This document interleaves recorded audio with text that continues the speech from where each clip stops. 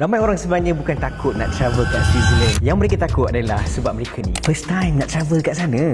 First time ke Europe, tak biasa dengan environment, tak ada experience drive sana, tak ada support system. Dan itulah yang buat orang rasa tak confident and rasa tak selamat. Dan cerita sebenarnya, bila ada a good support system, orang yang membimbingkan you di sana, semuanya rasa lebih selamat. Bila ada orang guide you from point A to point B to point C to point D dan providekan you in case anything happen, cuaca berubah, plan B apa, plan C apa, timing dan juga flow perjalanan terus akan rasa best. Dalam Fikir Self Drive ni, kami tak ada pun tour guide yang akan menemani anda, tapi we provide you dengan virtual tourist guide yang akan guide you sepanjang trip di sana. We give you support 24/7. Maknanya apa? Secara 24 jam tu, you guys akan rasa macam orang travel dengan you. Route, itinerary, tempat halal, emergency support, guidance, semua kami provide. Sebab apa?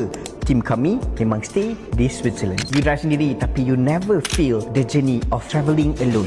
Confidence ni bukan sebab kita tahu tempat yang kita nak pergi tu, tapi the support yang kita dapat sepanjang perjalanan. Again, talk to us. InsyaAllah kita akan guide from A to Z korang punya perjalanan di Switzerland. Moga dengan support kami, perjalanan anda lebih bermakna.